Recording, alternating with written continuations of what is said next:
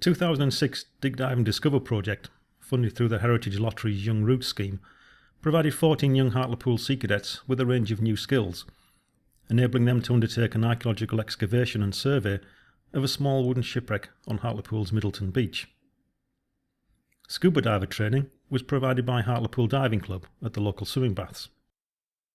Hartlepool library staff ran sessions in documentary and IT maritime research, while staff and volunteers from Tees Archaeology and the Nautical Archaeology Society North-East provided archaeological training.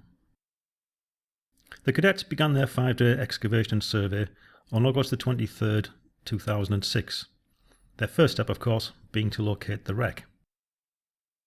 Fortunately, it was easy to find, as sand loss from the beach a few weeks earlier had exposed the tops of the vessel's frames or ribs, and these were now clearly visible, covered in a thin layer of green seaweed.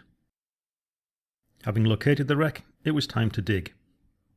However, excavating foreshore or intertidal sites like this one is often very difficult, as even at low water, the sand is usually so wet that it repeatedly collapses back into the trench, which itself almost immediately fills with water. To help keep the main excavation trench free of this water, a number of drainage channels had to be dug and kept clear, and this proved to be a full-time task.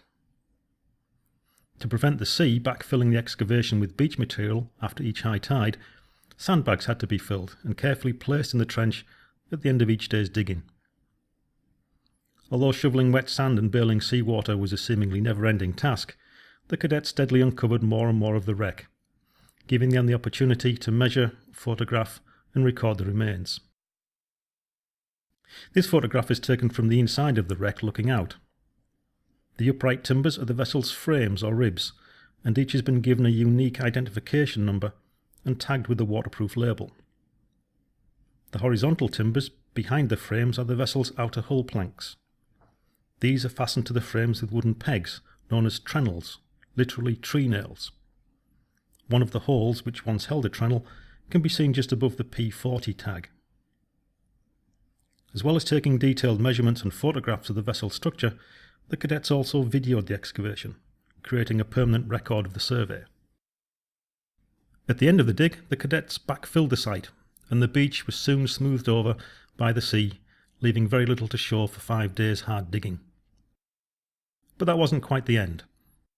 A celebration event was held for everyone involved in the Dig Dive and Discover project, with the Sea Cadets attending in full dress uniform, and a good time was had by all. There is a postscript to this story. It turned out that the Sea Cadets were a little unlucky with the timing of their excavation.